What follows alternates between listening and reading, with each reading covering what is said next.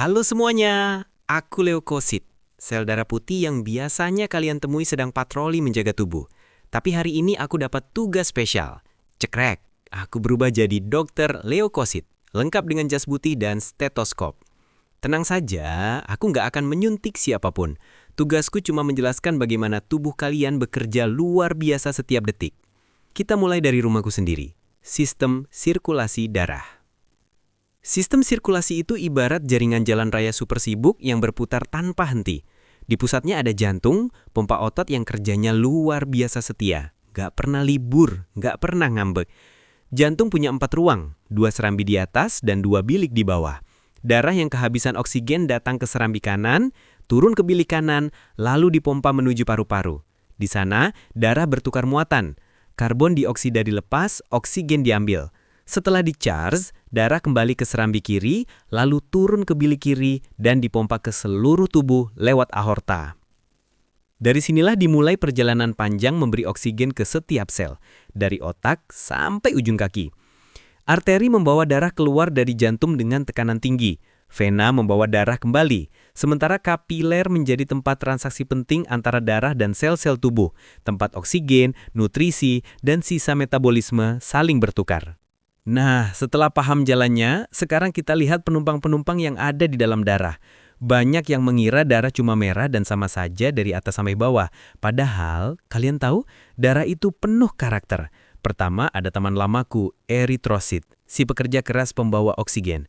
Bentuknya pipih kayak donat tanpa lubang, dan dia bawa hemoglobin, zat yang membuat darah merah sekaligus tempat oksigen hinggap. Jumlah mereka benar-benar banyak, jadi jangan heran kalau mereka paling sering muncul di buku pelajaran. Lalu ada trombosit, pasukan kecil tapi gesit. Mereka ini jagonya menghentikan perdarahan. Begitu kulit kalian terluka atau pembuluh darah robek, trombosit langsung datang, menempel, berkumpul, lalu membentuk sumbat awal. Setelah itu mereka memanggil zat-zat lain untuk menguatkan sumbat tersebut sampai jadi bekuan darah. Kalau trombosit nggak ada, luka kecil pun bisa jadi masalah besar. Dan tentu saja ada aku dan teman-temanku, leukosit.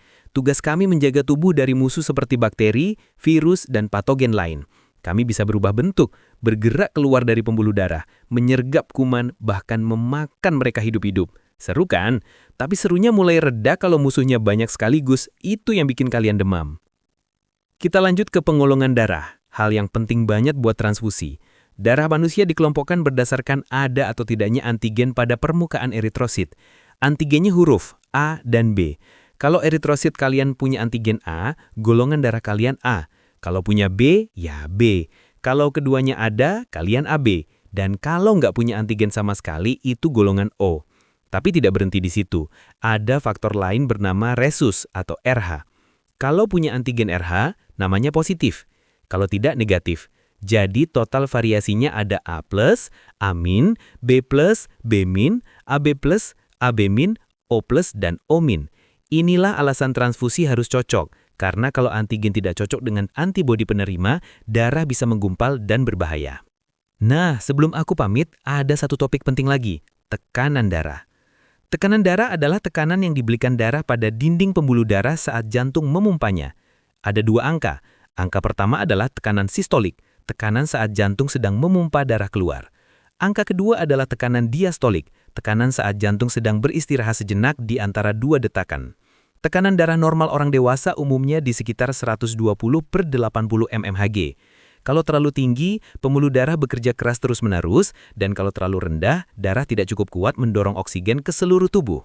Tekanan darah dipengaruhi oleh banyak hal, kekuatan jantung, volume darah, elastisitas pembuluh darah, hingga gaya hidup.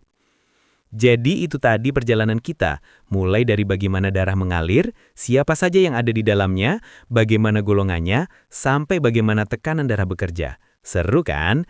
Dari jalan raya tubuh sampai aturan transfusi, semuanya saling terhubung.